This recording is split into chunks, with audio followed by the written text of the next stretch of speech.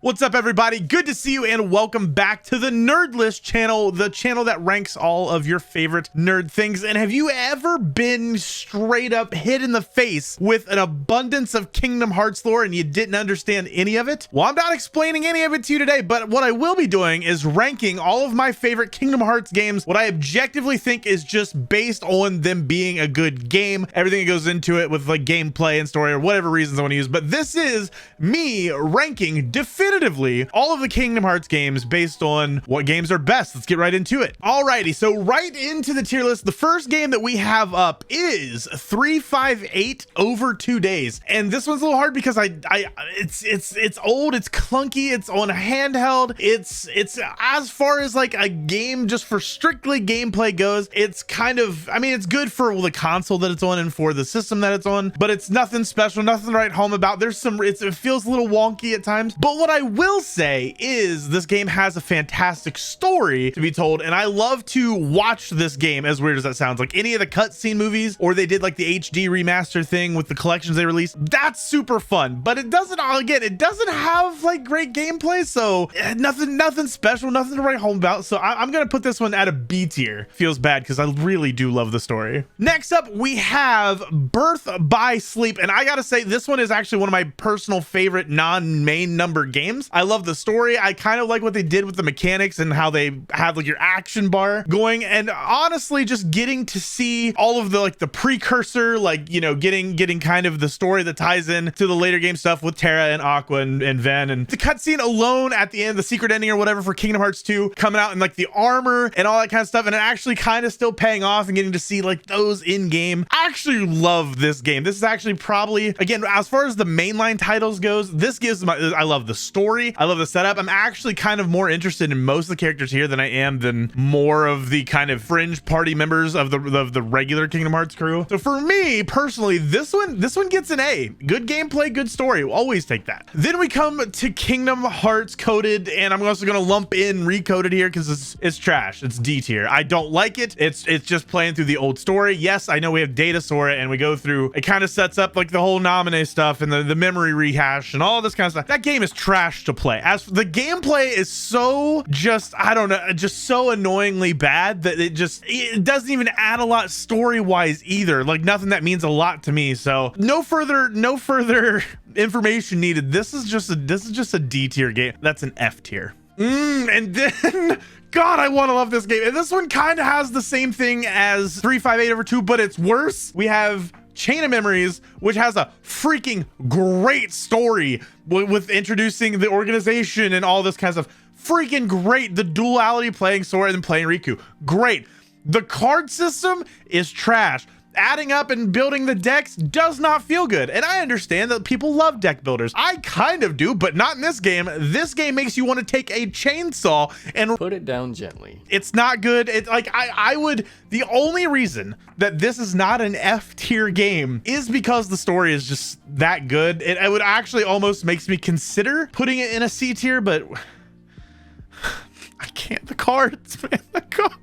Next up on the list, we have Dream Drop Distance. Now, I gotta be honest, as hyphy and like crazy as I've been about the other games and wanting to like really express how I feel about them, this game solidly for me gets a C tier. I don't think it has a better story than Chain of Memories. I freaking hate the Nintendogs mechanic of it. The Dream Eater, I cannot stand that whole side of it, but it is kind of necessary to make the game playable. The only reason this gets a C tier for me is because it did progress the story into some really awesome areas. The story overall through the game is kind of whatever, but like getting into that like Nightmare Realm and you know, the with the organization kind of starting to execute their plan, like you can't leave this one out. The ending is actually really good, so I'm not a fan of it. As a Kingdom Hearts fan, I'm finding out that I kind of hate most of the games, so but this one lands solidly for me in the C tier. Then we have Kingdom Hearts 1, and this is gonna get an A tier for me because while the game has the crazy, like, it is literally an entire bus of nostalgia fuel, and I will gladly get ran over by it. But when you go back and play it, the mechanics are kind of And I know they've basically improved on the game and added stuff in later revisions and later, you know, remixes and all that kind of stuff, which those are way better. The only reason that it doesn't get an S tier is because the one that, at least the one that I'm thinking of that I'm going to put in S tier is just so much better in every way to me. Story, gameplay, mechanics, the whole thing, that like I can't justify putting Kingdom Hearts 1 up there. But like, I mean, it's the game I initially fell in love with. It's the one that introduced me. It's an A+, and I'm not going to add another tier. It's an A+, and I love it. It's just not S tier. Without this game, I probably wouldn't be the same person I am, but I can't give it an S, so A tier for me. Then the game that truly deserves that S tier spot, it is freaking Kingdom Hearts 2.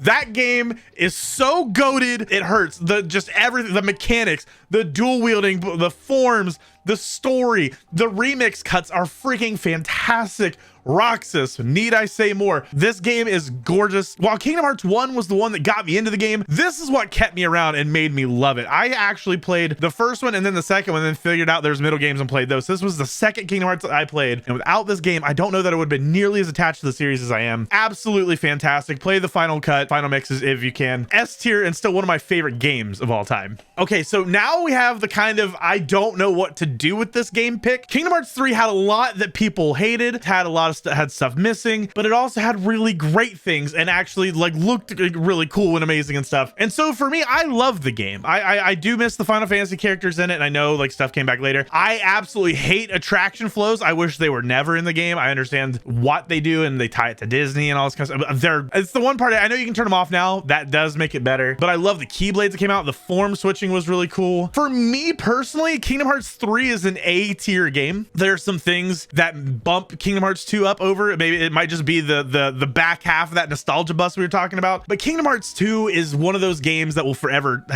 change me. Kingdom Hearts 3 hits in a way that if that was the last game in the Kingdom Hearts series, it's a good enough send off for me to be happy. It does tease the foretellers coming on and all this kind of stuff, and I'm excited to see that. But as we're gonna see in the next two things, I actually hate how they're getting there. So for me, Kingdom Hearts 3, you're an A tier, and you well deserve that. Then we have Memory of Melody, or Melody of the F. Kingdom Hearts should stay an action RPG. I didn't actually like the game at all. I didn't like anywhere it went. Wasn't a fan. I did have to go watch this game to make a decision. No. No, I understand that the franchise is full of trying new game types and all that kind of stuff, but as you can see, the action RPG part of this tends to win out with me on this list, so this should have never been made. I said it. I know people won't be happy about it, but I said it. And then we have Kingdom Hearts Union Cross, Kingdom Hearts Chi, Kingdom Hearts mobile game fiasco. I'm putting this also in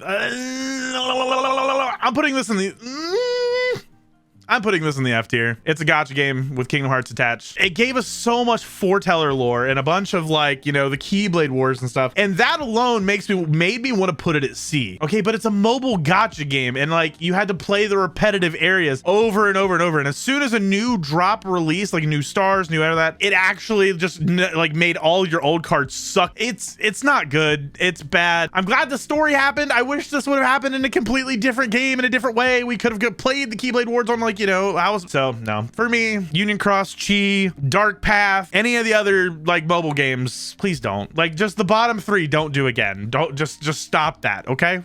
Seriously, Nomura, please. I can't do this anymore. And that is going to be my definitive ranking on Kingdom Hearts games, the entire franchise. Let me know what you think. If you agree, down below, let me know down in the comments, and make sure if you enjoyed the video today, you hit the subscribe button and leave a thumbs up, letting us know that you agree with us. And anything you would have placed different, anything you would have moved up, down, let us know in the comments below. But until next video, you guys have yourself a wonderful day, and we'll see you in the next one. Have a good one.